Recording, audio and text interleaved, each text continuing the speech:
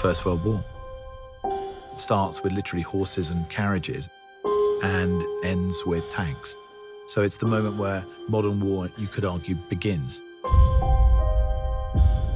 From the very beginning, I felt this movie should be told in real time. Every step of the journey, breathing every breath with these men felt integral. And there is no better way to telling the story than with one continuous shot. 3, 2, 1, go, go!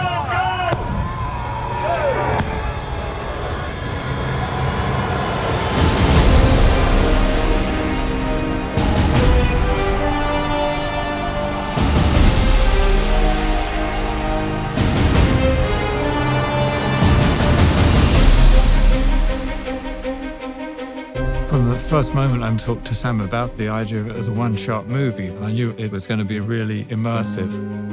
It's meant to make you feel that you are in the trenches with these characters. The film in itself is a slice of time. These two young men get sent on a mission to deliver a message to stop an attack. Action! So they've got to cross into enemy territory on a race against time to deliver a message that will save 1,600 lives. And the camera never, ever comes away from the two characters. There's always that sort of get-out-of-jail card that you have with a movie. Well, you know, we might be able to cut around this, or we might take that scene out. That's not possible on this film. The dance of the camera and the mechanics all have to be in sync with what the actor's doing. When you achieve that, it's really beautiful and exhilarating.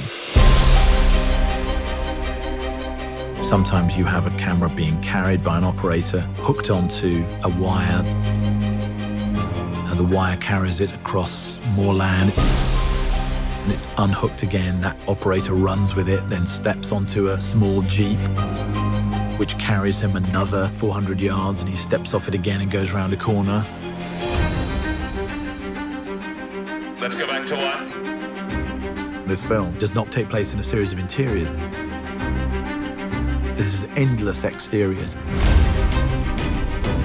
No location ever repeats, so you're constantly moving through landscapes. Being such an exterior movie, we're very dependent on the light and the weather. And we kind of realized, well, for a start, you can't really light it. Action. Because, you know, if you were running down a trench and turning around 360 degrees, there's nowhere to put a light anywhere. And because we were shooting in story order, we have to shoot in cloud to get the continuity from scene to scene. So some mornings, the sun would be out and we couldn't shoot. So we would rehearse. And we're rehearsing. And then we'd be waiting around, everyone with their eyes up in the sky, trying to see how long it'd take for the sun to move behind the cloud. And as soon as it comes over, you've got this 5-minute window. Everyone would be like, come on, go, go, go. Go, go, go! So you are also in the lap of the gods. It's like a piece of theatre every take. Once it starts, it can't stop.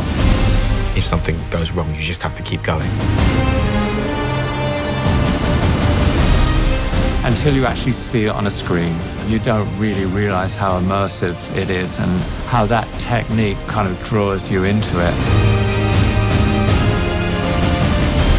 For me, engagement is very important. And that is behind the way in which we've decided to shoot this film. I wanted people to understand how difficult it was for these men. And the nature of that is behind everything.